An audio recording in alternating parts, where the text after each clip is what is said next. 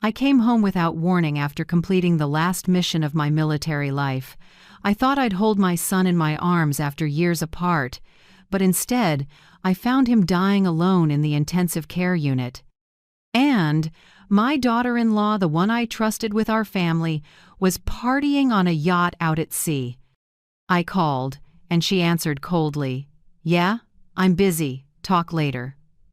I said nothing, then pulled out my phone and froze all of her accounts. And just 1 hour later, my phone wouldn't stop vibrating with the frantic chaos of someone who had ruthlessly left my son to die without peace. If you're still listening, tell me where you're watching from. Every comment you leave is another mark in this journey. And if this story has touched you, don't forget to hit like so it can reach even further. I'm Valentina Cole, 61 years old, a United States Marine Corps officer who served nearly 4 decades. I've been through more than a dozen war zones, faced gunfire, the smell of blood, and sand. But I never imagined the most painful moment of my life would arrive on a calm morning, right here at home. The plane from Washington landed in San Diego at first light. The first sunbeam slipped through the window and glinted off the pocket watch my father left me. He was a sailor who taught me, there's no mission greater than coming home with integrity. For 40 years I lived by that lesson. It's just, I forgot how far coming home had drifted from me. I walked out of the airport quietly, dragging an old military duffel across the concrete.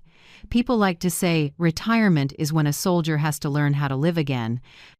For me, it was the journey to find the son I'd been away from too long. Miguel. I called a cab. The driver, a tangent-skinned man who looked like he'd served, struck up a friendly conversation. "You military? I can tell by those bags." I smiled. "Used to be. Now I'm just a mother trying to get home." The words tightened my throat. I had waited so long for this moment. I'd pictured Miguel opening the door, hugging me, saying he missed his mom. I even planned to cook his favorite chili beef, the dish I made when he was in high school. I imagined us sitting on the porch, watching the sunset slide over the ocean like the old days. The car rolled down familiar streets, palms swaying in the morning breeze. Coronado appeared after a curve, a quiet neighborhood where I'd bought Miguel a small house when he first married Valeria. I still remember that day. He hugged me and said, "I don't need anything else, Mom. I just want you to be proud." I laughed and told him he'd made me proud long ago. I didn't know that sentence would haunt me for the rest of my life. The cab stopped in front of 1245 Ocean View Drive. I paid, pulled my bag to the door. Everything looked just like my memory. A white fence, a small flower bed by the path, the wooden sign "The Coles" hanging a little crooked, but there were no sounds, no music, no voices. Only the ocean wind blowing through, cold and empty. I rang the bell. No one came. I called out, "Miguel, honey, I'm home." Only the distant thud of waves. I rang again, then tried the doorknob locked. I went around to the backyard and peered through the kitchen window. The house was pitch black. Wooden chairs were scattered. Cups and plates were a mess. The mailbox by the gate was stuffed with torn letters and flyers. It looked like no one had lived there for weeks. A cold draft brushed the back of my neck and made me shiver. A soldier's instincts told me something was wrong. Right then, a voice called behind me. "Mrs. Cole? Is that you, Mrs. Cole?" I turned. It was Mrs. Harriet, Miguel's neighbor. A woman around 70, silver hair, purple sweater, watering can in hand. I walked over. "Oh, Harriet, I just got back this morning. Where's my son? Why is his house like this?" Her face went pale. She hesitated, then sighed. "You didn't know? Miguel was taken to the hospital 2 weeks ago. I heard it was an emergency in the middle of the night. The ambulance came close to midnight." I gripped her hand. "What about Valeria? My daughter-in-law? Why didn't anyone call me?" Harriet shook her head. "She was around the first few days. Then I saw her head out on a yacht with friends. Just yesterday, she posted party photos on Facebook at Newport Beach Marina. I thought you already knew." I went numb. My whole body turned to stone. I could hear my heart pounding in my chest, each beat heavy and dry. I asked again, my voice gravelly, like wind through pebbles, "Are you sure Miguel is still in the hospital?" "Yes. Street. Raphael Hospital, downtown San Diego." I nodded, thanked her, and turned away. But my legs wouldn't move. The strength that had gotten me through battlefields seemed to dissolve. I stood frozen on the stone path, staring up at the window where Miguel once waved goodbye on his wedding day. The old curtain still hung there, but behind it was nothing, just a cold, empty, dark. I pulled out my phone and scrolled to Valeria's name.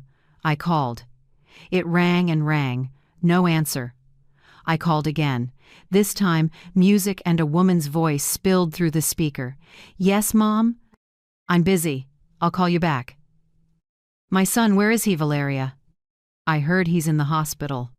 There was a beat of silence. Then her voice floated back, light as air. Someone must be exaggerating. I'm offshore right now. I'll check when I'm back." And she hung up. I stared at the screen, the blue glow reflecting on my trembling hand. It felt like the air had been sucked out of the world around me. Part of me wanted to scream, but the other part just stood still, quiet, cold, and frighteningly clear. I pulled my bag onto the porch and sat on the steps. Noon sunlight slipped through the leaves and pooled on the stone where Miguel and I used to sit when he was 8. I still remember him asking, "Mom, when I grow up, can I be a soldier like you?"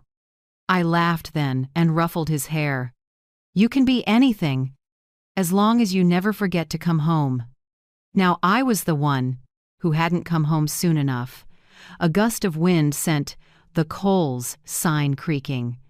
I stood, took one last look at the house, wilted flowers, a dry lawn, fogged windows. No trace of a home. I knew where I had to go. I rolled my bag back to the gate and waved for a cab. While I waited, I took out the pocket watch. The engraving on the lid was worn, "For those who always come home." The second hand kept sweeping, but for me, time had stopped. A taxi pulled up. The driver opened the door and asked, "Where to, ma'am?" I answered softly, each word like an order, "Street Raphael Hospital." "As fast as you can." We pulled away. San Diego slid past the window-familiar streets that suddenly felt foreign. Every light pole, every row of trees made my heart heavier. I pressed a hand to my chest, trying to steady my breathing, but Harriet's words kept echoing. "Your son's been in the hospital for 2 weeks." I looked down at the watch. The minute hand ticked forward 1 notch. 1 hour, that's all it took to go from the airport home, then from home to the hospital. Just 1 hour, and somehow my whole life had collapsed. I leaned back, tears falling before I knew it. I've watched comrades go down, but I've never felt a loss tear me apart like this. Not war, not an enemy, just the silence between people who were supposed to love each other. Outside, the sun was high. The ocean flashed silver blue. Somewhere out there, maybe Valeria was raising a glass on a yacht, laughing with friends. And me, a mother returning after 40 years of service, was racing across the city with a fear I'd never faced. That when I arrived, I wouldn't get to hear my son say, "Mom," one more time. Street. Raphael Hospital rose out of downtown like a giant block of concrete, cold and slick under the noon sunday. I walked into the main lobby. Disinfectant hung in the air while the PA called names in steady bursts. Nurses' rubber soles skimmed the floor, making the place feel like a barracks, impersonal, precise, disciplined. But inside that order, my heart thrashed like I was stepping into another war zone, the battlefield of loss. I stepped up to the front desk and set both hands on the cold counter. "Excuse me, I'm looking for a patient, Miguel Cole."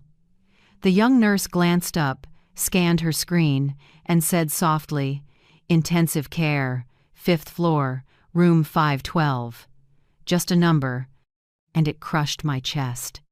I nodded thanks and hurried to the elevators, a soft ding as the doors opened. The mirror inside threw back my reflection, a woman with graying hair and an old field jacket on her shoulders.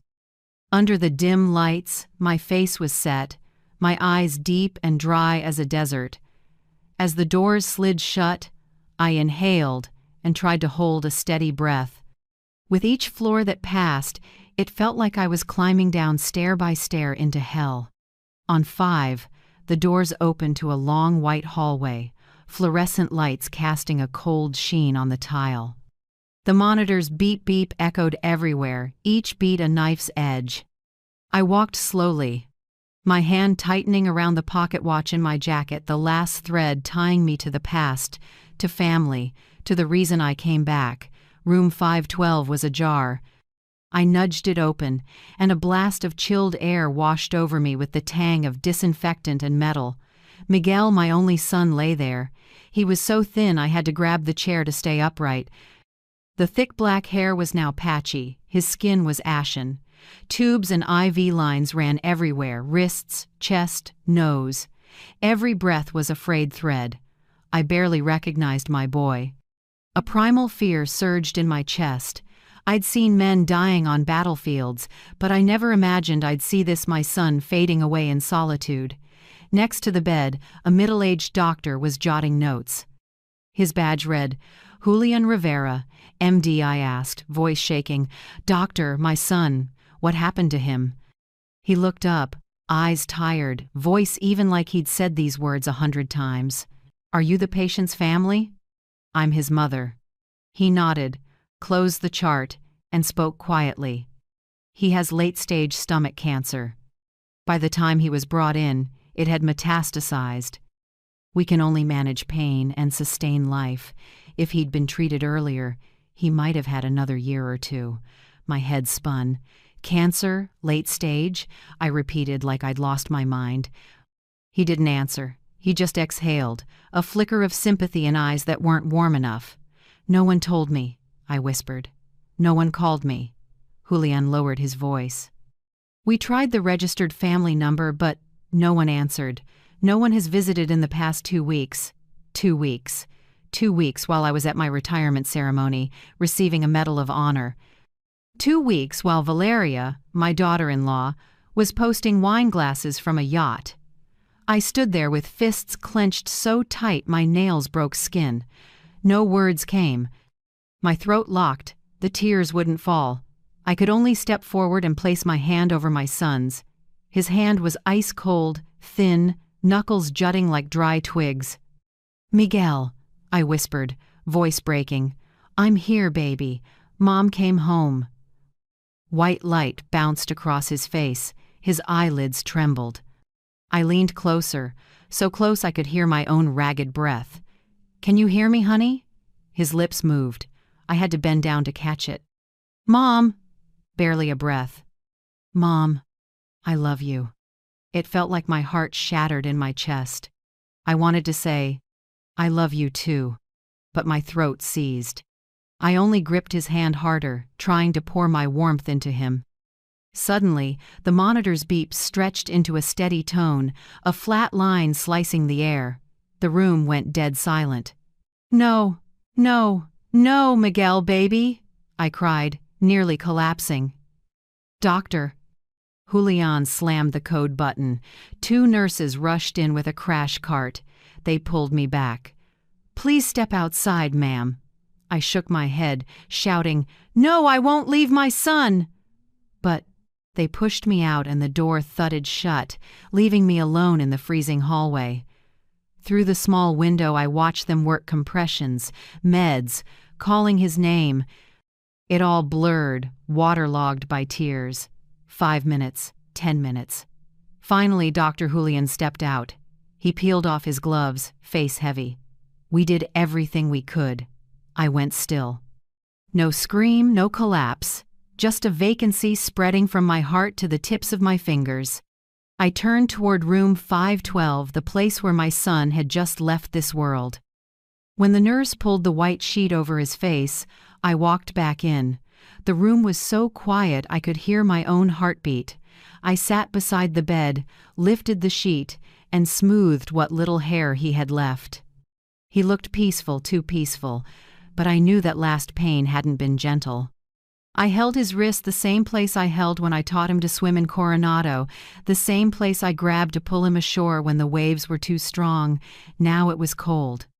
"You're gone, Miguel," I murmured, voice trembling. "I'm sorry.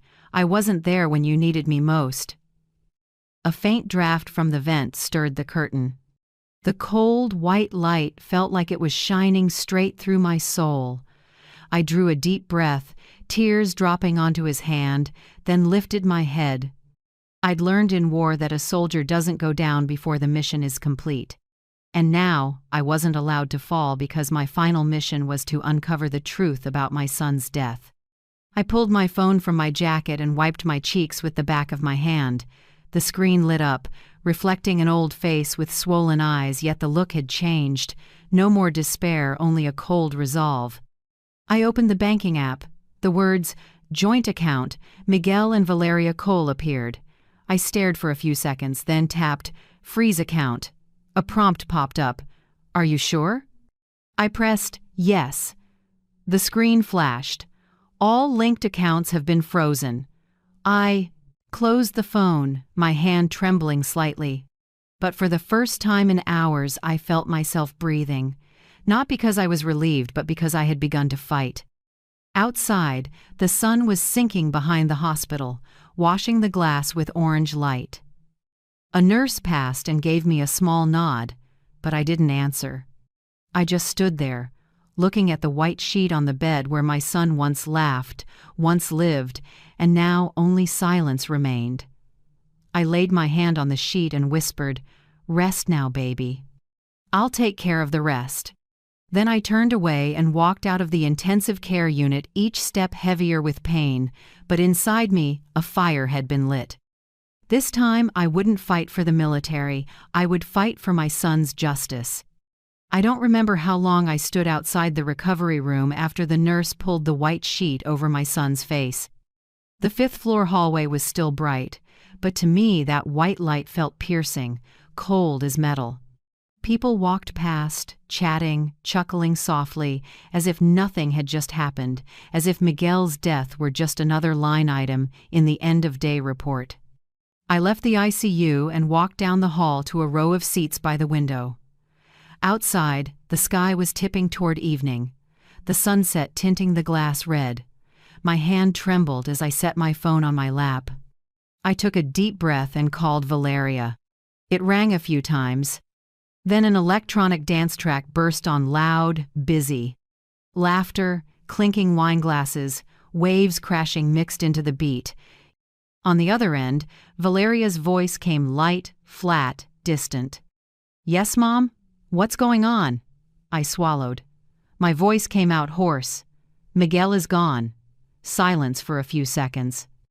I could hear the ocean wind, people cheering, and then she spoke again, calm to a frightening degree.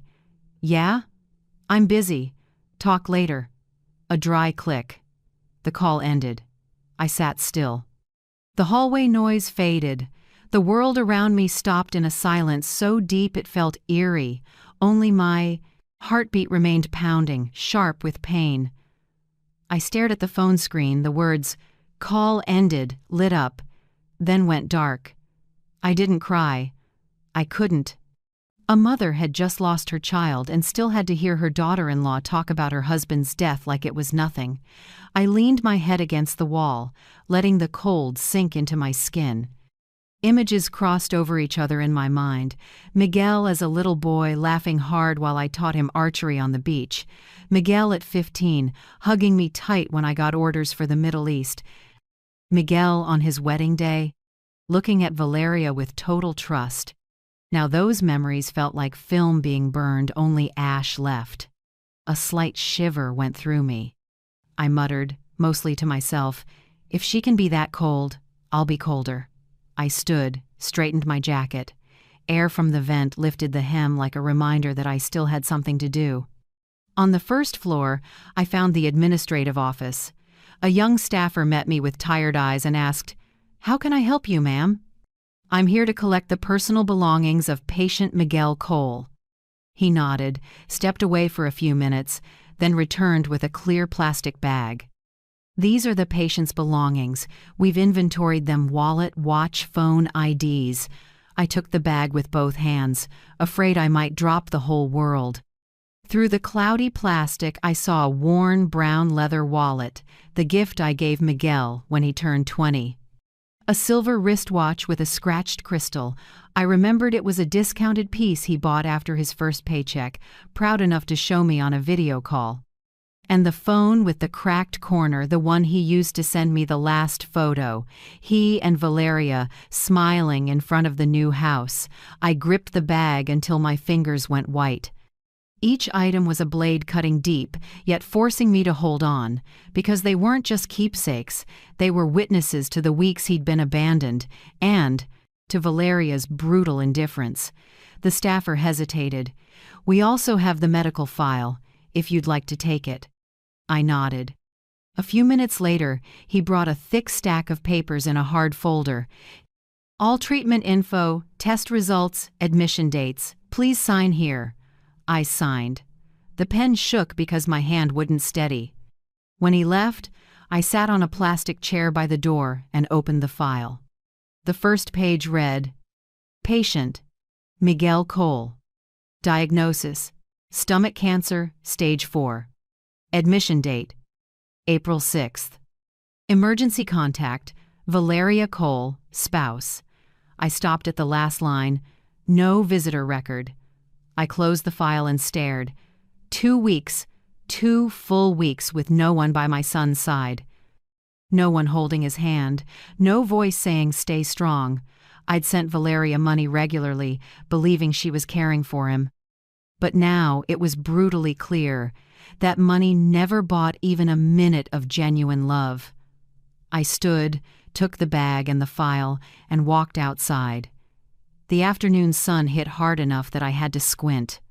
People streamed past the hospital entrance, busy, living, laughing, kissing each other goodbye, while I stood there with a bag holding what was left of my child.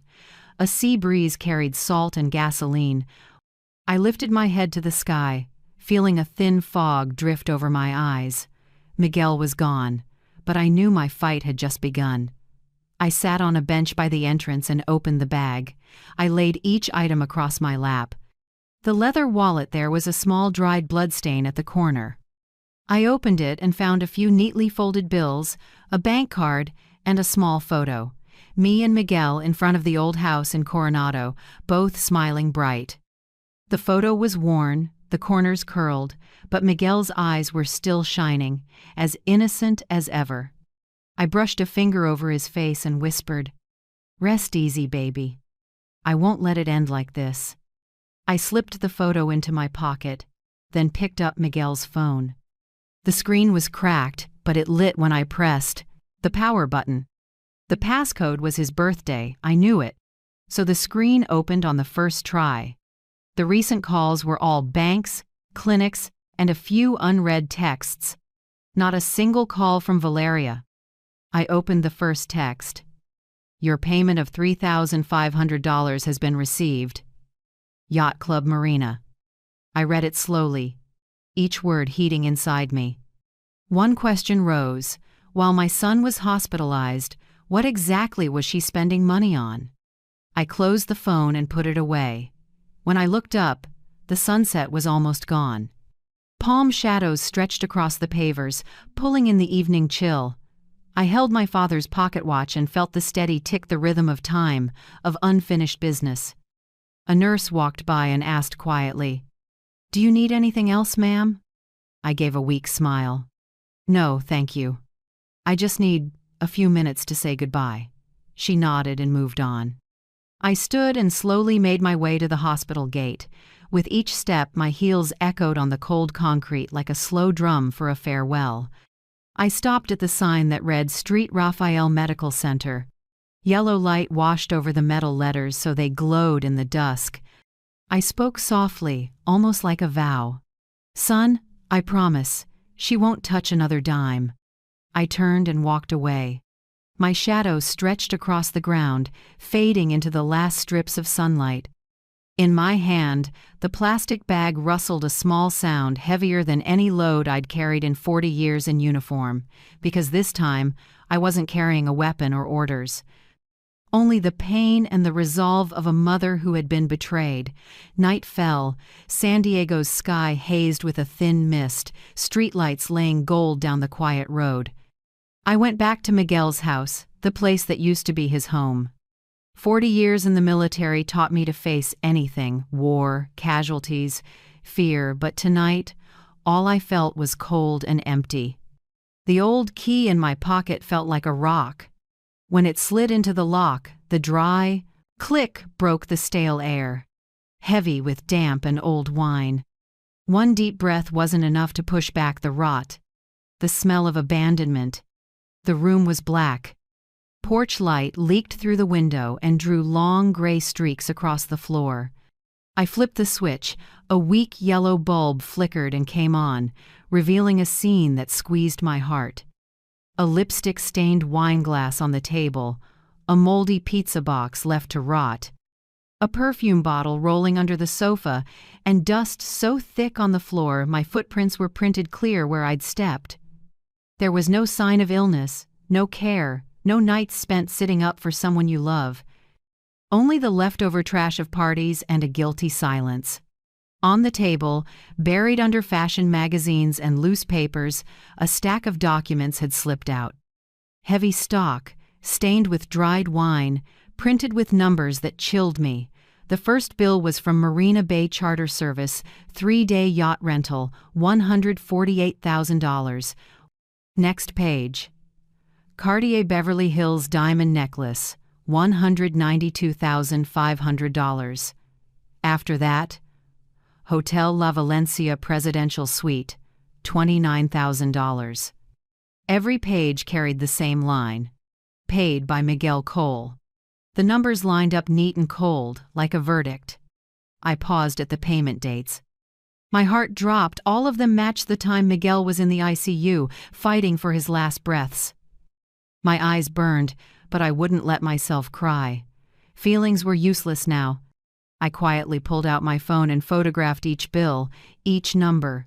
The screen's light washed over my shaking hands and threw my aging face back in the window, a mother turning pain into evidence.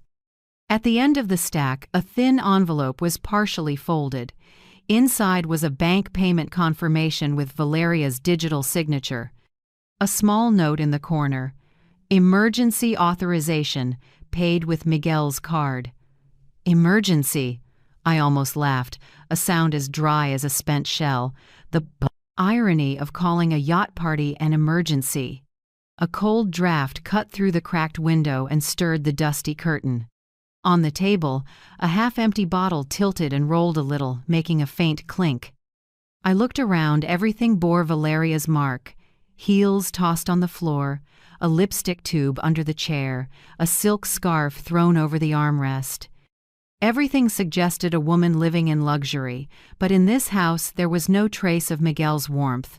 By the bookshelf, a brown leather journal lay still. I opened it and knew the handwriting instantly, my son's. The first page was neat. February. Valeria said she needed $30,000 for medicine. March. $50,000 to pay hospital bills. Insurance suspended. April. $40,000 to fix the roof. In the margin, a small note with ink blurred by water. She promised she'd pay me back when I get better. The date was 3 days before he was admitted. A sharp ache rose to my throat. Each line felt like a knife pressing into my palm as I held the journal. Miguel still trusted her to the very end, while his money was buying champagne and diamond necklaces. I didn't want to turn the page, afraid the next lines would kill whatever faith I had left in my son's marriage. But something in me pushed me to read on. Near the end, Miguel wrote, "Mom, I'm scared. Valeria has changed. She's hiding something and I don't dare ask. If I don't make it, please tell Mom I tried my best." The last line was smeared, like his hand shook too hard to write more. I set the journal down, held my head in both hands, and sat in silence. Outside, the far-off waves sounded like a faint heartbeat still echoing in memory. After a while, I stood and opened the desk drawer. In the back was an old laptop, scuffed screen, dusty. I hit the power button, and the fan whirred to life. The password was Miguel's birthday 0817. The screen lit up, reflecting my hollow eyes. The email sent folder showed a string of messages.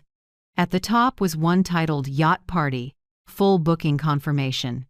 Sent from Valeria's address, paid with Miguel's card. I read every confirmation line, every e-signature, every charge. There wasn't a hint of hesitation. She knew exactly what she was doing and knew no one would check, because the only person who could have noticed was lying between life and death.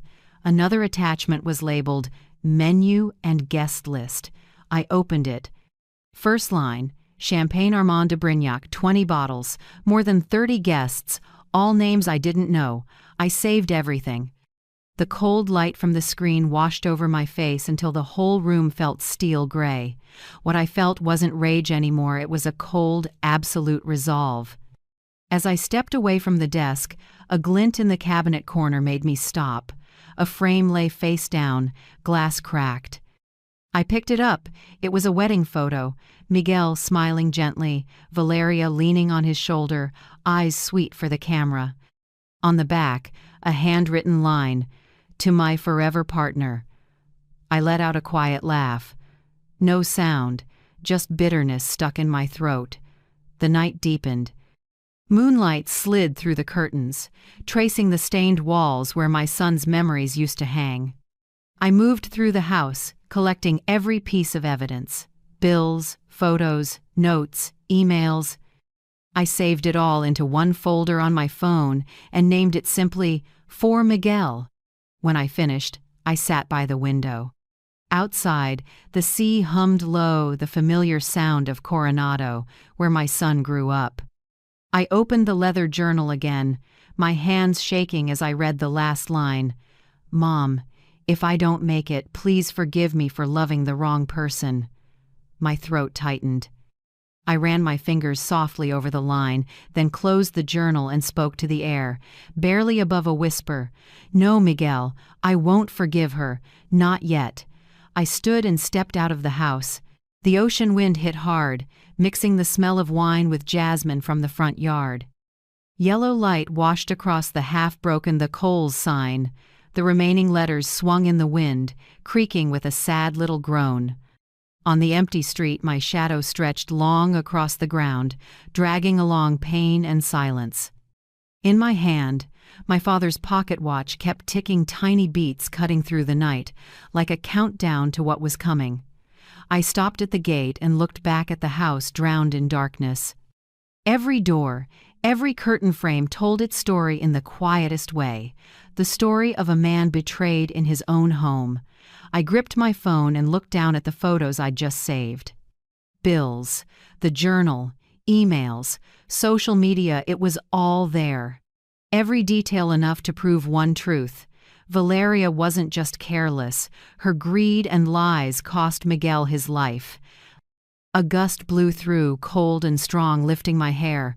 I inhaled and squared my shoulders. From here on out, everything would be different. I was no longer the grieving mother who had just lost her son, but the woman who would make justice speak. And that night, in the sound of waves and the sting of salt, I knew one thing for certain.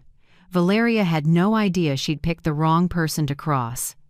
It was nearly dawn when I got back to the motel near the Coronado docks. The room's yellow light spread faintly across the mirror, where my face stared back older, harder, quieter than ever. Every muscle was still braced like the years I wore a uniform, not a single minute allowed for weakness. But what I was about to do tonight wasn't in any military training manual. I made a cup of black coffee and set my laptop on the wooden desk. The screen lit my face while the phone lay still beside it, contacts open to a familiar name, Javier Ortega. He was an old friend from my Afghanistan years, a military finance specialist who, after discharge, kept working at the Defense Finance and Accounting Service. If Anyone could help me with this. It was Javier. I drew a deep breath and hit call. His voice came low and slightly raspy on the line. Valentina? Lord, I thought you dropped off the map. I just read about your retirement ceremony. Congrats, Lady General. I didn't answer with a laugh, just a sigh. Nothing to celebrate, Javier. I need a favor, and it's serious. The shift in my tone made him go silent at once. Typing sounds stopped. What happened? I told him. Every detail. From Miguel's death to the yacht invoices, the social media photos, the party emails. I spoke slowly, skipped nothing, kept emotion out of it. When I finished, all I heard was his heavy breathing. Miguel was your son? He asked again, voice tight. Yes. I'm so sorry. I don't need sorry, Javier. I need justice. Silence for a few seconds. Then he spoke softly, almost like a vow. Okay. Tell me what you need me to do. I opened my bag, took out the file I'd compiled, and sent every image and copy through the old encrypted channel we used in the service. The password was still our team's mantra, honor never sleeps. Can you verify my power of attorney? I asked. Yes. I still have the old authorization from Miguel, from when he did civilian logistics at Coronado. It's valid, no one revoked it. I heard the keyboard again, that cold, familiar sound, the sound of action. You're sure? Javier asked. If I enter this order, every account under Miguel and his wife's names will be frozen. Sub-accounts, credit cards, everything. I'm sure. He exhaled and kept typing. All right. Give me 10 minutes. I checked my father's pocket watch. The second hand crept. Each tick felt like a tight heartbeat in the silence. Outside the window, the ocean wind was strong. The curtain lifted, and the hot coffee on the table trembled. About 20 minutes later, my phone buzzed. An encrypted message popped up. Status. Accounts frozen. Action completed. Ortega. That was it. No sirens, no gunfire, no smoke, but I knew a war had begun. Right after, the phone buzzed again. Valeria's number. I stared at the glowing screen in the dark, my fingers steady. I hadn't planned to answer, but the ringing kept on, and on the 5th round I tapped accept.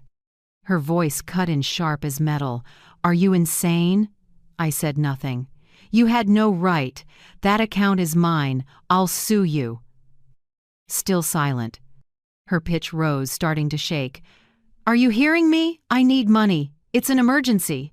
I let her talk, listening only to her frantic breathing. Then suddenly, her tone softened, velvety. I'm sorry. I panicked. I need money for hospital bills. Can we talk? Hospital bills? I almost laughed. You should ask your husband about hospital bills, I said quietly, my voice so cold and steady it surprised even me. What are you saying? Your husband doesn't need hospital bills anymore, Valeria. He's gone, and don't ever call me again. I hung up and let the long, empty tones stretch through the room. The coffee had gone cold. The bitterness in the air matched the taste of my anger.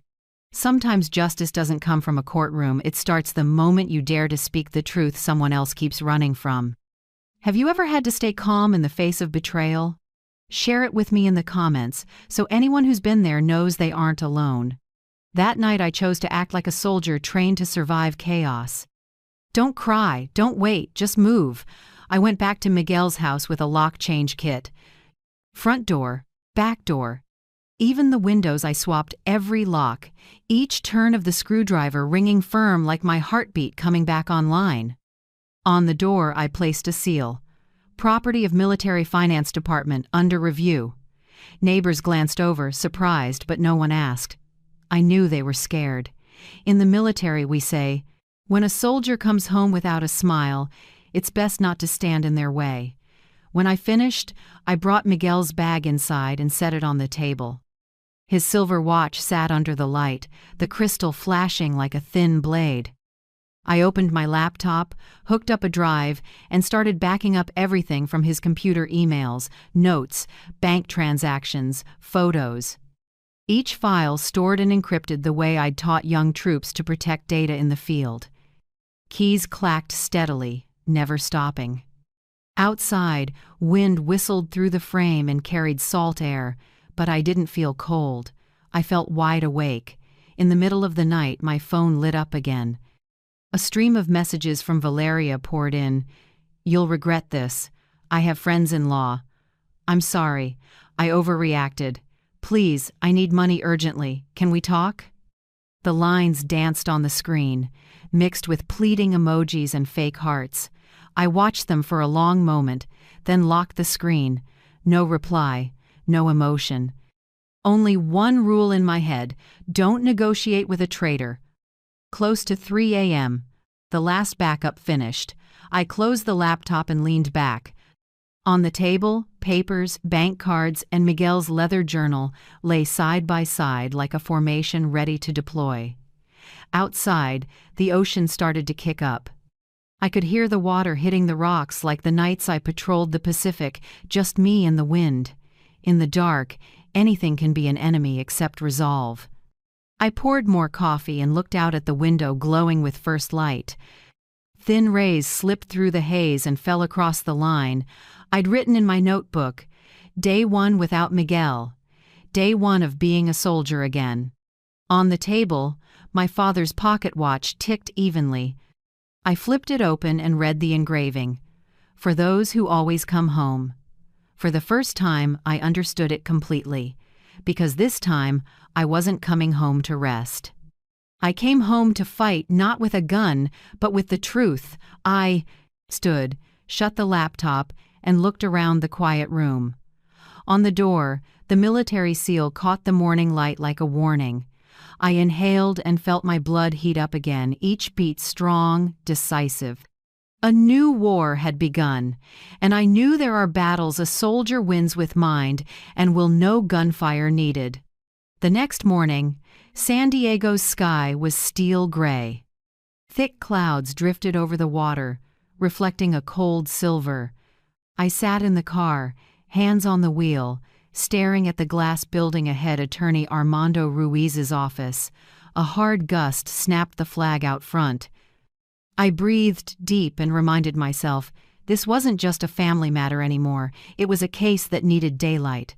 I'd heard Ruiz's name from Javier Ortega.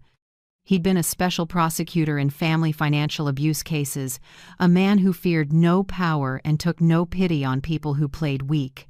In the past, he'd helped many veterans reclaim assets stolen by relatives.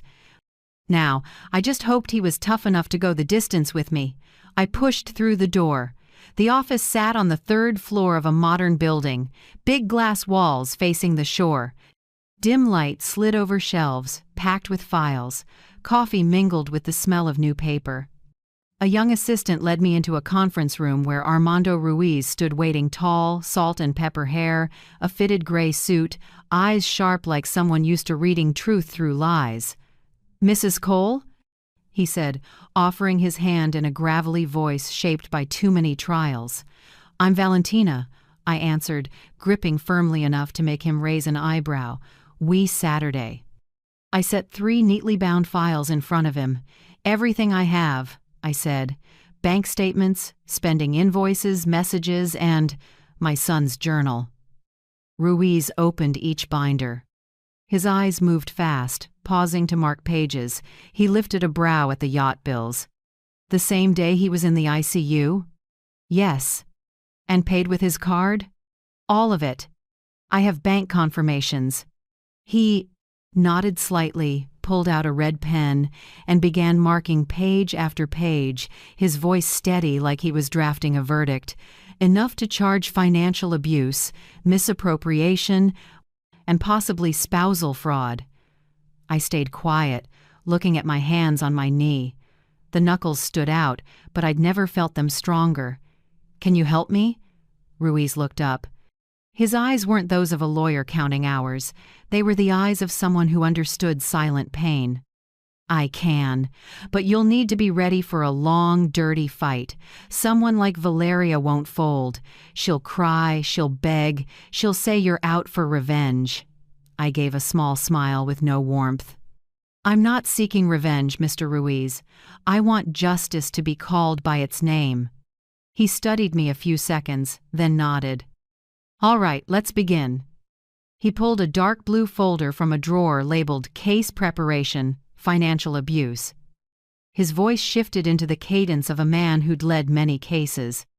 First, I need the attending physician's statement confirming Miguel's condition on admission that he wasn't capable of managing his finances. I can get it from Dr. Julian Patel at Street Raphael. He witnessed my son's final days. Good. The more detail, the better. Exact admit time, any coma notes, anything proving he couldn't authorize transactions. He wrote, then turned a page. Next is freezing all of Valeria's assets, house, car, savings. We'll rely on your authority to manage the estate as mother and legal heir since Miguel died intestate. I'll draft the motion now. He looked at me, waiting. I nodded without hesitation. Do it. Every dollar I sent my son was earned with sweat. I will take it back, not for the money, but for his honor. Ruiz wrote quickly, his voice even, not needing to look at the page. Honor money can't buy that. And you, Mrs. Cole, aren't just reclaiming money. You're reclaiming your son's honor. A chill ran down my spine. He wasn't being cliché. His words hit the deepest part of me, the part that believed in a soldier's honor, in a vow to protect what's right. When the papers finished printing, Ruiz slid them to me and pointed at the last line. Sign here. From now on, Valeria's assets will be temporarily frozen pending judgment. She'll be notified within 3 days. I picked up the pen. My hand didn't shake. Signing that form didn't feel like a legal action, it felt like declaring war.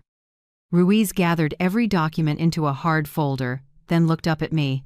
I need you absolutely silent until the file reaches the court. If Valeria reaches out, don't react. Let her expose herself. People like that, once they lose access to money, show us who they really are. I nodded slightly. I learned that on the battlefield. When the enemy panics, you just stand still. Ruiz gave a faint smile, rare amid all the files. I don't think I've ever had someone talk to a lawyer like they're planning an operation, Mrs. Cole. Old habits die hard, I said, low. When I stepped out of the office, late sun was hitting the distant shore. Waves slammed the breakwater, light shattering into silver shards. I stopped and drew in the familiar salt air. Everything seemed to slow, but inside me, something was moving strong, organized, like a unit being called to formation. My anger wasn't boiling anymore. It had cooled, heavy and sharp, like steel forged in fire. I knew exactly what I was doing, step by step. My stride was firmer as I left the building. In the sun, my shadow stretched long on the sidewalk, back straight, shoulders open, not a grieving mother anymore, but a fighter with a target. In my head, Ruiz's words replayed, "You're reclaiming your son's honor. Yes, honor, not with tears, but with justice." When I reached the car, my phone buzzed a text from Javier Ortega. "Heard you're working with Ruiz. He's good, but cold. Stay." "Strong, Valentina. This war has no bullets, but it has consequences." I smiled. Wind moved through my hair, carrying the ocean's salt. I looked out toward the horizon, where the water flashed like broken mirrors. Suddenly, I realized I wasn't afraid anymore. Not of Valeria, not of court, not of being isolated. I feared only one thing, that if I didn't act, Miguel would be buried forever in silence. I started the engine. The low, steady rumble sounded like a heartbeat coming back to life, like a soldier returning to the fight. Ahead of me, sunset spread across the sea. And in that light, I whispered, "Son, I've started. This time, I won't back down." On the first day of the hearing, San Diego lay under a gray rain. The sky was heavy, droplets clinging to the car windows like a thick curtain. I sat in the back row, hands clasped on my knees, eyes fixed on the county courthouse, a white building with wide steps, tall stone columns, and the American flag snapping in the damp wind. Every step I'd take today, I knew, would be the first in bringing my son's honor back. Ruiz met me at the gate. He wore a black suit, hair silvered and a bit wet from the mist. "You holding up, Valentina?" I answered softly, my voice strangely calm. "Better than ever." He nodded, opened his case, and checked the file one last time. "Everything's ready." The judge called an expedited hearing because the accounts are in dispute. Today we only need enough evidence to maintain control over the estate.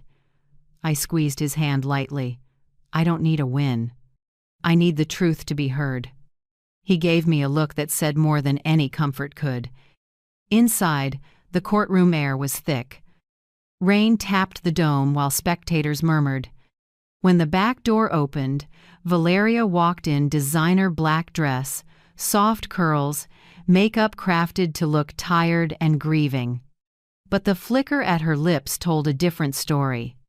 She glanced at me, then looked away and glided to the defense table. Her lawyer, a young man in a bright red tie, nodded to the judge and said crisply, "Your Honor, my client is in deep emotional distress after her husband's death." Ruiz didn't look over. He stood straight, his words clear and clipped. "And your client contributed to that death." The room froze. I could hear my own breathing. The judge, a stern-eyed, middle-aged woman, tapped her gavel. "Mr. Ruiz, present your evidence." Ruiz opened his laptop, connected to the big screen behind him.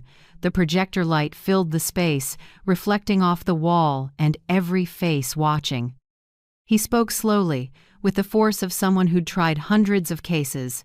Exhibit 1, the bank statements of the deceased, Miguel Cole, who passed on April 18th. Every transaction from the start of the month through admission was executed by his wife, Valeria Cole. Total spending over 3 weeks is nearly $450,000, including yacht rentals, jewelry, and luxury hotels. Valeria smirked softly and leaned toward her lawyer, as if this were all a misunderstanding. Ruiz went on, Exhibit 2, public social media posts and photos by the defendant during the same period. Please look. On the screen, Valeria appeared red wine in hand, sunlight on tan skin, beaming among friends. The caption beneath read, "Freedom feels good."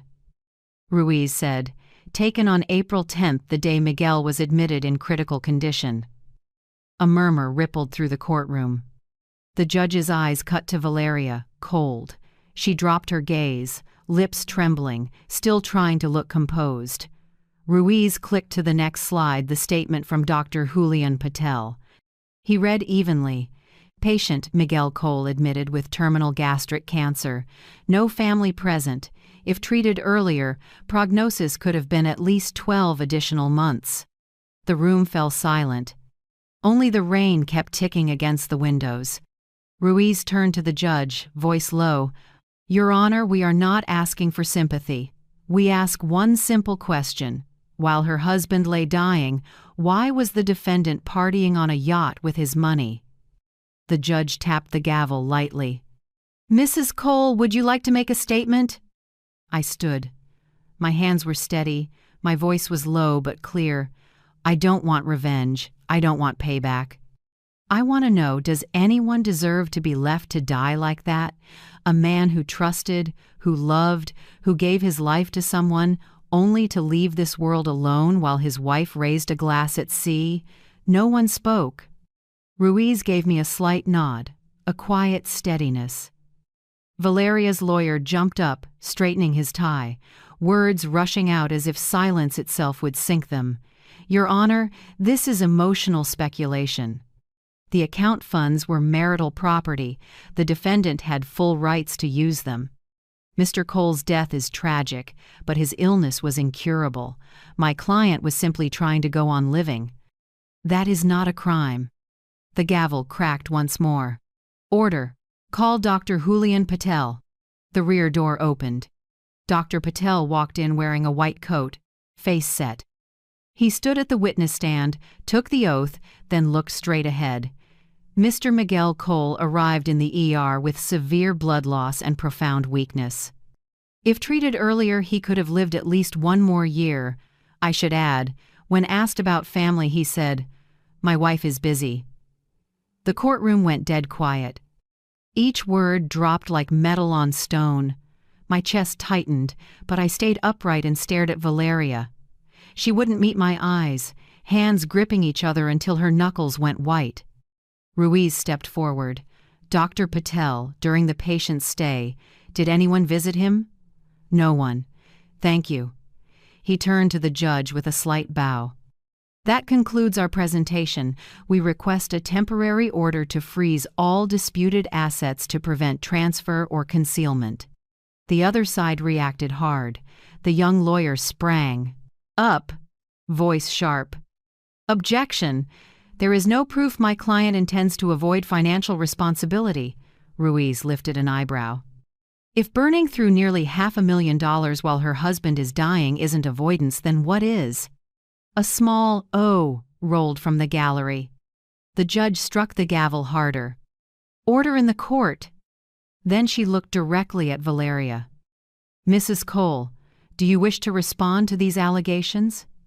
Valeria swallowed, trying to hold it together, but her voice shook, edged with spite. "I loved my husband. I couldn't stand seeing him in pain. I needed a little time to escape it. I did nothing wrong. It was our money, and I wanted to keep living." The judge's face didn't change. She looked back over the file, then tapped the gavel. After reviewing the materials, testimony, and exhibits, the court issues the following temporary order. Freeze all assets of Valeria Cole. Grant estate and account control to Mrs. Valentina Cole pending further hearings. The gavel struck 3 clean times, ending the session. Valeria shot up, screaming, "You'll regret this! You can't steal my life from me!" 2 officers moved in, took her by the arms, and led her out. Her heels cracked against the stone floor, tangled with sobs and pointless curses. I stayed seated, no gloating, no joy. Only a cold, hollow space inside me, as if what was left of my soul had burned away in that courtroom. As they took Valeria out, I stood, smoothed my jacket, and turned to Ruiz. He nodded, a brief smile passing not victory, but acknowledgement. Justice had started to move. Cold air met us outside. I looked up at the sky, where the clouds were beginning to break, a thin strip of light after the rain. Across the street, the ocean murmured, waves lining up to crash white against the rocks. For the first time in weeks, my heart beat normally. Not fast, not erratic, just sure. I spoke softly, as if Miguel could hear. "See, son? Justice took its first step, and I'm still here to carry the rest for you." My anger wasn't blazing anymore. It had cooled into steel, cold, bright, and sharp. Justice doesn't need flames to burn. It only needs someone steady enough to keep the flame from going out. That was how I chose to honor my son, not with a headstone, but with lives saved from his pain. I used what remained after the court freeze and launched the Miguel Foundation for low-income cancer patients abandoned by family. Ruiz handled the legal work. Javier sent a message, "You've turned pain into a mission." Miguel would be proud. In the first week, the foundation covered meds and beds for 12 people. I went with the volunteer team through each ward, signing small invoices with a heavy heart. Every room smelled the same: medicine, rusty metal, and despair. Every face looked the same, tired, quiet, longing for a hand to hold. One afternoon, while I reviewed the new patient list, the head nurse called me over. "Mrs. Valentina, we have a new boy." "No family," records say orphan. "He's quiet, very polite." I followed her to room 214. The door was ajar, weak light slipping past a pale green curtain. On the bed, a tiny boy lay curled up, head bald, skin so pale it was almost see-through. When I stepped closer, his dark eyes opened wide, bright, and unbearably sad. "Hi there," I said softly. "I'm Valentina." He nodded a little, voice just a breath. "Ma'am, do I have to stay here all by myself forever?" That question sliced right through me. I saw Miguel again in my mind, my son on that hospital bed, alone, with no one there. I sat down and took the small hand in mine. "No, sweetheart," I said. "From now on, you'll never be alone again." The file said his name was Diego Morales, 8 years old, leukemia, parents killed in a crash last year. He'd been moved from a group home when his condition worsened. No visitors, no one paying. The bills. I signed the treatment funding paperwork to cover all of his costs through the foundation. Then I hired a private nurse to care for Diego and ordered the snacks and comic books he liked. Every time I came, he gave me a small smile and said shyly, "Ma'am, I feel better today." I smiled and patted his head. "Good job, little soldier." A week later, Diego started getting used to the long infusions. I went to the hospital every afternoon and sat reading to him. One day, when I reached the part where the boy in the story finds his mother again, Diego gently interrupted, "Ma'am, is Miguel somewhere up in the sky too?" I froze, then nodded, my voice tight. "Yes, sweetheart, Miguel is in a very bright place, and I'm sure her son is looking down at you and smiling." He smiled small, but it lit up the whole room. In that moment, I heard Miguel's laughter drift back, warm and close like a breeze. I understood that some things are lost but never truly disappear. They return in another form, gentler, softer.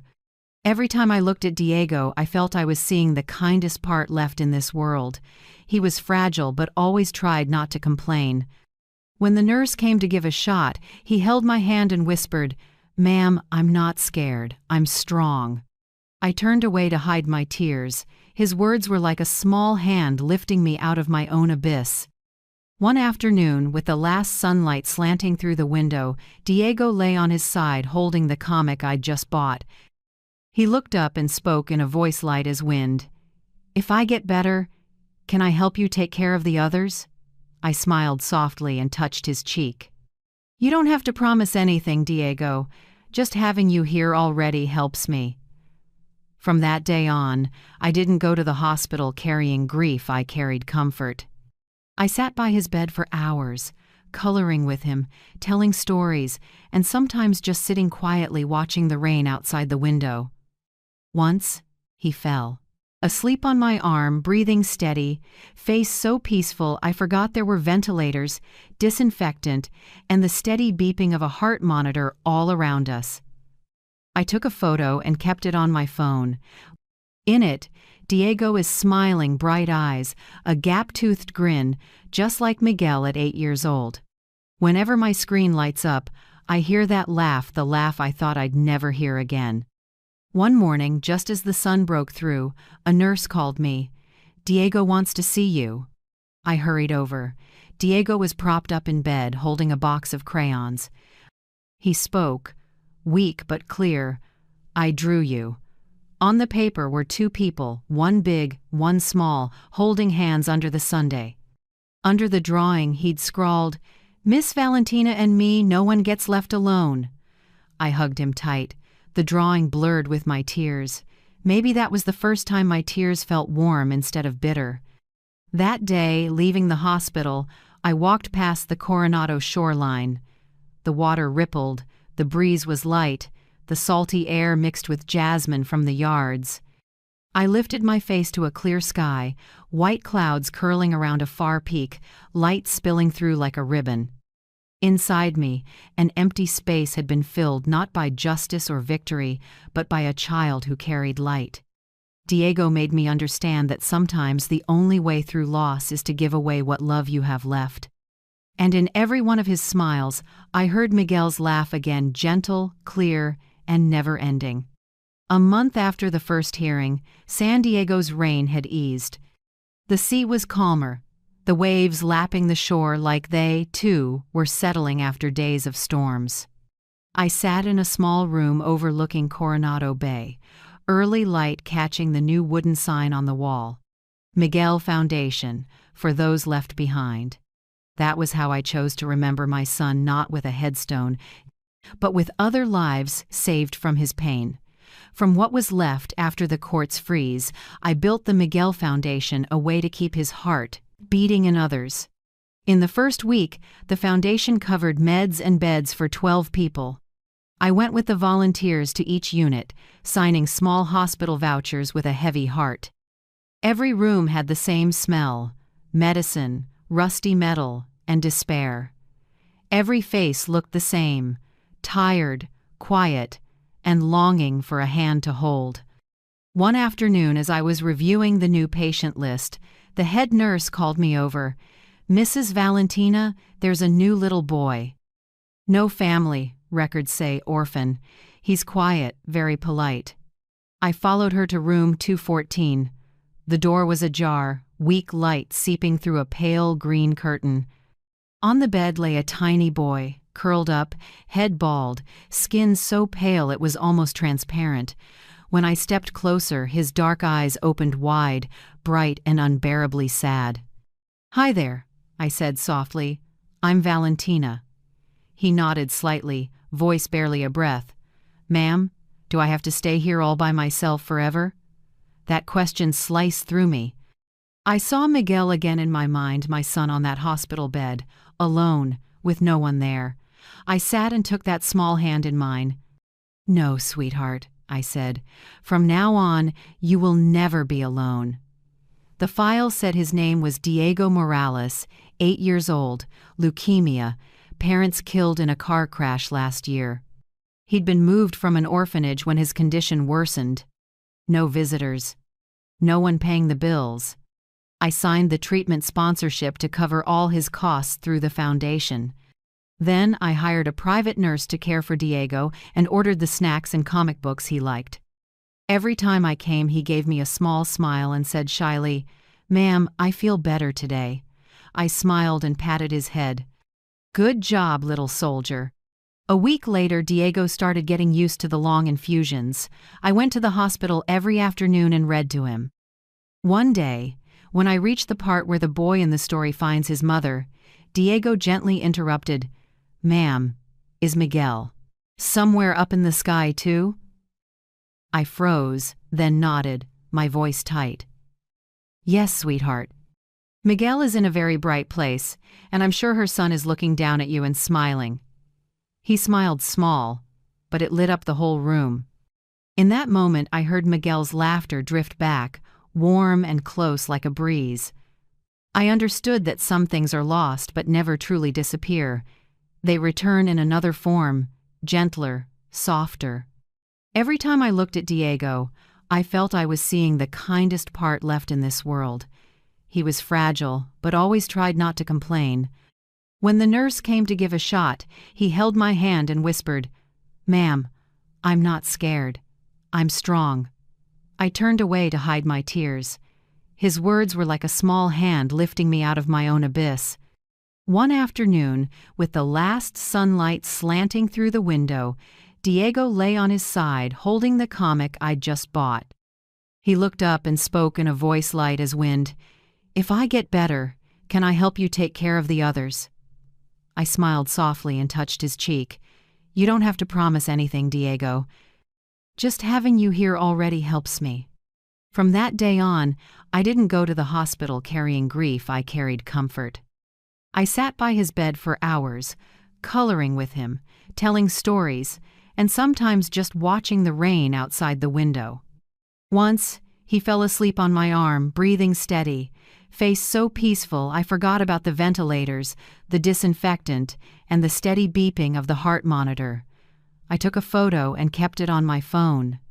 In it, Diego is smiling bright eyes, a gap-toothed grin, just like Miguel at 8 years old. Whenever my screen lights up, I hear that laugh, the laugh I thought I'd never hear again. One morning, just as the sun broke through, a nurse called me. "Diego wants to see you." I hurried in. Diego was propped up, holding a box of crayons. He spoke, weak, but clear. I drew you. On the paper were two people, one big, one small, holding hands under the sundae. Under the drawing he'd scrawled, "Miss Valentina and me, no one gets left alone." I hugged him tight. The drawing blurred with my tears. Maybe that was the first time my tears felt warm instead of bitter. That day, as I left the hospital, I walked past the Coronado shore. The water rippled. The breeze was light. The salty air mixed with jasmine from the yard. I looked up at the clear sky, white clouds curling around a far peak, light spilling through like a ribbon. Inside me, an empty place had been filled not by justice or victory, but by a child who carried light. Diego made me understand that sometimes the only way through loss is to give away what love you have left. And in each of his smiles, I heard Miguel's laugh again, gentle, clear, and never-ending. 3 months later, Diego was cleared for discharge. Dr. Patel smiled as he handed me the home care approval. "He's recovering well, Valentina. Now he just needs a warm place to grow." I looked down at Diego, his eyes sparkled like morning waves, cheeks pink again. He squeezed my hand and whispered, "Ma'am, let's go home." I nodded, my throat tight. Those 2 words, "go home," had never meant more. That afternoon I drove Miguel's old pickup, the one I hadn't had the courage to touch before. In the passenger seat, Diego hugged his brown teddy bear, legs swinging, eyes on the window. Sunlight washed over his face, lighting each fine strand of hair. In his gaze, I saw Miguel at 8 sitting just like that beside me on his first trip to the beach. The little house by the water where Miguel had lived sat on a quiet street, bougainvillea spilling over the porch. I once thought I'd never return. It held too much pain. But today, when I opened the door, the darkness wasn't there. Afternoon light poured through the windows, laying across the patched walls as if the house itself was breathing again after being forgotten. "You can choose your room," I said, setting the keys on the wooden table. Diego looked around and pointed to the small room at the end of the hall. "I want this one. It smells like the ocean." It was Miguel's room. I stood still. The old paint peeled. The curtains still creased from the day I left. But Diego's eyes held something that softened me, the eager look of a child who finally had a place to call home. That evening I brought out brushes and a can of ocean blue paint, the color Miguel loved, and started rolling it over the walls. Diego stood beside me, grinning, hands smudged with paint. "I can help, right?" I laughed. "All right, little soldier." We worked until nightfall. When the light clicked on, the room wore a new coat, soft blue, the smell of paint blending with sea salt and jasmine from the porch. I set Miguel's framed photo back on the shelf, the one from his officer graduation, pride shining in his face. Diego stared at it a long time, then gently placed his teddy bear beside it. "Would he like me?" he asked, voice tiny. I smoothed his hair and answered, "He'd be very proud, Diego." "Because you're brave and you know how to love." He smiled, eyes bright in the warm yellow light, the kind that made the house feel truly warm for the first time in years. That night I cooked our first meal in a kitchen that hadn't seen steam in a long time. I chose tacos, Miguel's forever favorite.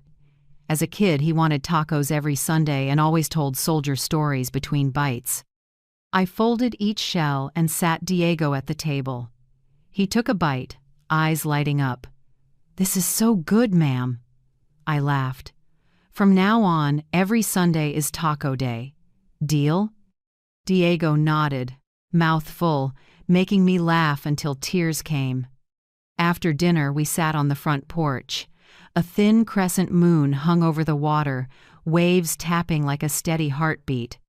Diego leaned on my shoulder and whispered, "I like it here. The waves sound like a lullaby." "Me too," I said, squeezing his hand. "This used to be Miguel's home. Now it's ours." In the days that followed, life slipped into a new rhythm, not loud, not tearful, just small moments that meant everything. Each morning I woke early, brewed coffee and warmed milk for Diego. When the sun crested the ocean, I took the kayak out while he ran along the wet sand, his small feet leaving a long trail of prints. From a distance, I heard his laughter carried on the wind. That sound, innocent, clear, softened my heart. I didn't feel alone anymore. It seemed like with every wave that hit the shore, Miguel sent a little piece back to me. In the late afternoons, Diego and I sat on the porch, coloring the drawings he made at the hospital. One day, he drew me silver hair flying in the wind, a paddle in my hand on the open water. He put the crayon down and whispered, "Ma'am, you look like a superhero." I laughed and smoothed his hair. "No, son, I'm just an old soldier learning how to love life again." At night, the house grew unusually quiet. Warm yellow light slipped through the curtains, falling across his small, sleeping face.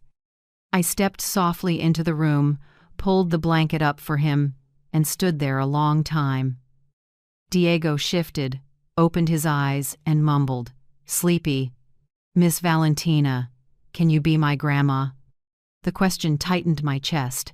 I bent down, kissed his forehead, and whispered, "From now on you have a family, Diego. And I'll be your grandma, if you want."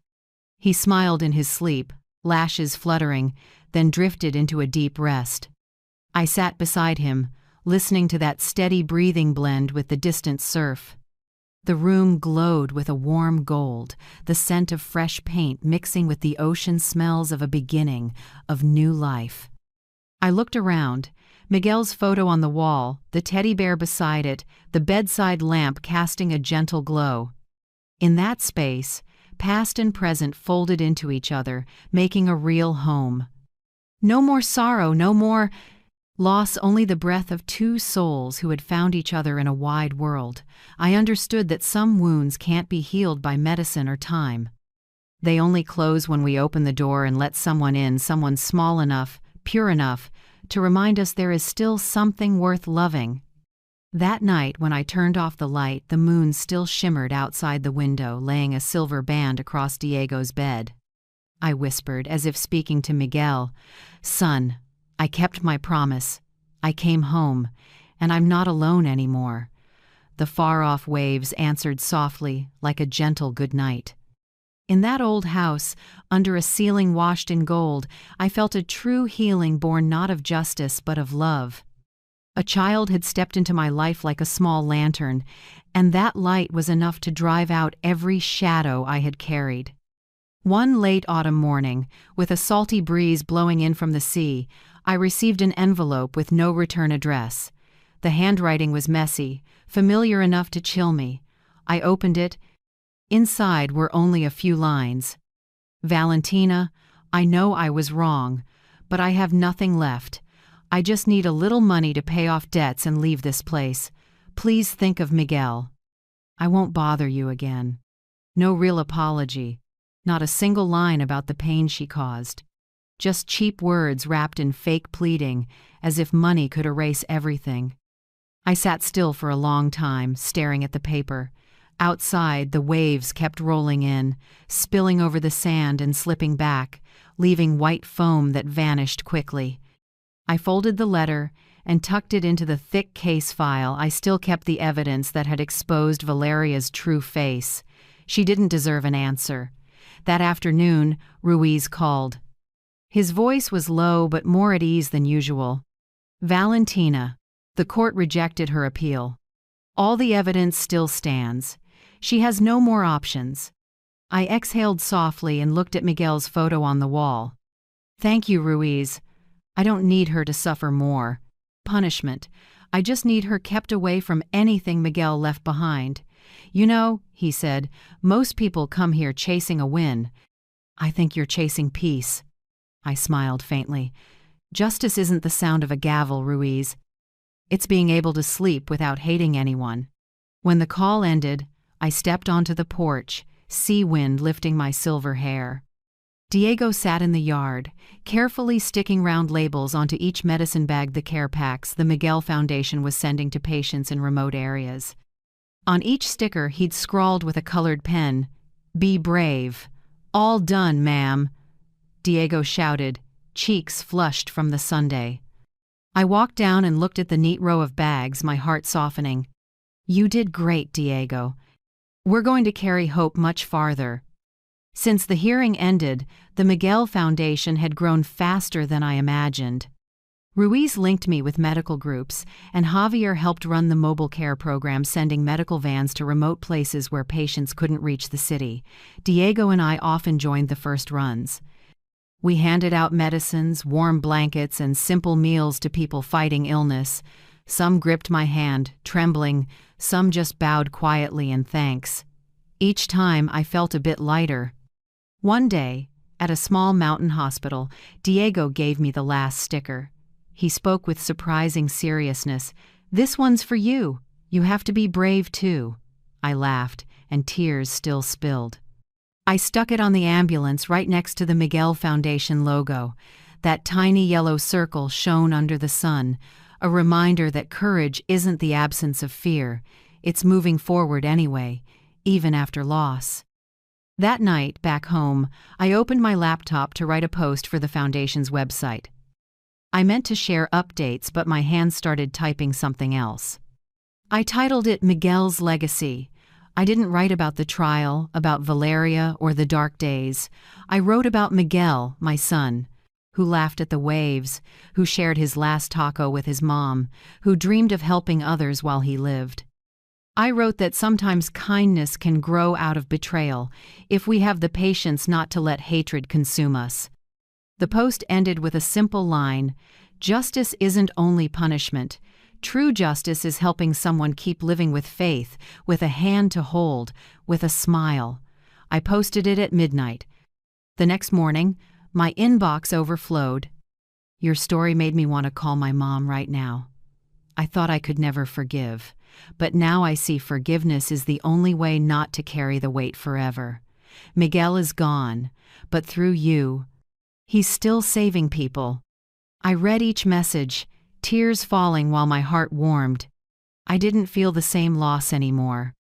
It was as if Miguel still lived, just in another form, through the people the Foundation touched, through the smiles, and through Diego, the child who brought light back into my life.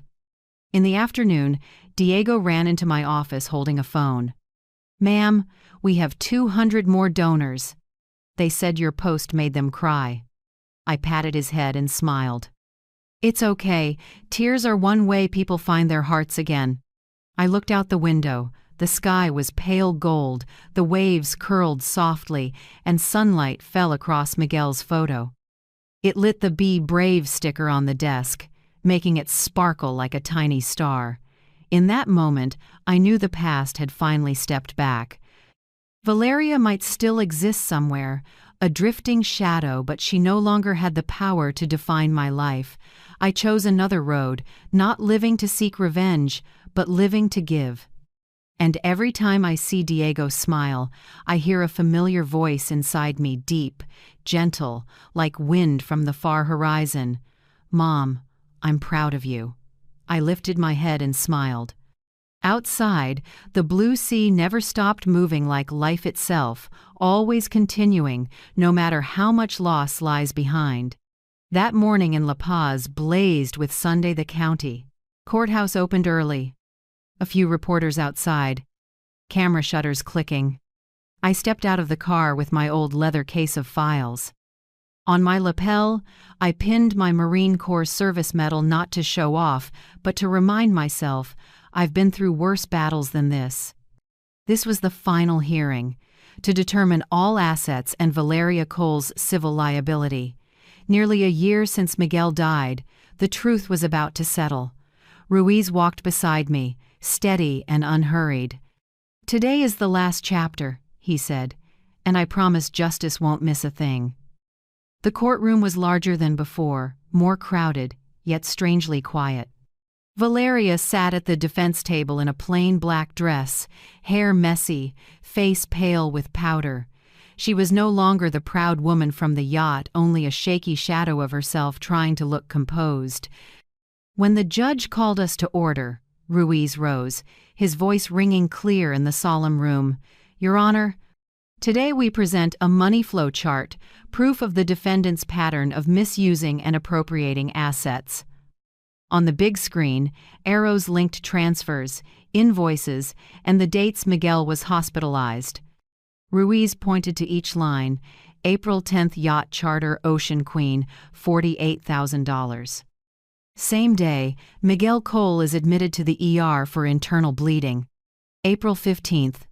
Cartier jewelry purchase, $22,000. That day, the patient began to slip into a coma. April 18th cash withdrawal of $70,000 at 3 p.m. At 7 p.m. And the same day, he passed away. Each figure landed like a blade in the silence. I heard murmurs behind me, but inside, only my heartbeat remained slow, steady, unshaken. Ruiz turned. We call our first witness Mrs. Teresa Montoya, the Coles' neighbor. Teresa walked to the stand, small but steady. Her voice trembled slightly, yet every word was clear. I lived next door for over 10 years. In those last weeks, Miguel was skin and bone, coughing blood. But Valeria was gone all the time. I knocked once. He cracked the door and said, "She's busy." I didn't expect to hear the next day he was gone. The room fell silent. Valeria dropped her head, fingers interlocked, knuckles white. Ruiz thanked Teresa, then signaled the next witness. Dr. Julian Patel stepped up with the chart. He looked straight at the judge, voice calm but heavy. I confirm the patient was admitted severely anemic and exhausted, but his life could have been extended at least a year with proper treatment and consistent care. No one visited. No one signed consent for a transfusion. He died alone. I bowed my head. The old images returned. The white ICU, the ventilator's hiss, my son's hand growing cold in mine. But I didn't cry. My tears had turned to steel long ago. Ruiz faced the bench, voice low. "Your Honor, we are not here for revenge. We are here to show that neglect can kill, and sometimes it is the cruelest crime." The judge studied the file for a long moment, then struck the gavel 3 times, voice firm and final. The La Paz court orders. Seizure of all assets belonging to the defendant, Valeria Cole, including real property, bank accounts, and investments. Transfer of estate management and related funds to the Miguel Foundation, administered by Mrs. Valentina Cole. Permanent prohibition against the defendant's access to or interference with said assets. The gavel echoed like a bell closing a chapter. Valeria burst into tears, shouting, voice ragged, "No! You don't understand! I just wanted a better life!" She collapsed into the chair, face contorted, makeup streaked. But there was no remorse in her eyes, only the fury of someone who'd lost it all. 2 officers helped her from the room. I didn't watch. I lifted my eyes and met Ruiz's. He gave a small nod, the sign of a victory that didn't need celebration. Outside, the La Paz sun was so bright I squinted. Wind swept dry leaves along the steps. I paused, touching the silver medal on my chest, the metal flashing in the light. I whispered, barely loud enough for myself, "Son, I kept my word. Justice was done, and I'll keep living for you not in hatred, but in the light." I looked up. The sky was a clean, endless blue, and in the sea breeze I thought I heard Miguel's voice, deep, gentle, "Mom, I'm proud of you." I smiled and nodded. Then I turned and walked toward the ocean, where the light never goes out. 6 months after the final hearing, La Paz skies were scrubbed clear. The sea breeze no longer tasted bitter, only sweet, like a new beginning. "That morning, Doctor," Patel called, his voice carrying a rare joy. "Valentina, Diego is completely in remission. His blood work is clean, no sign of relapse." I sat quietly on the porch, the phone trembling in my hand. My eyes blurred, not from pain, but from knowing that sometimes miracles are real.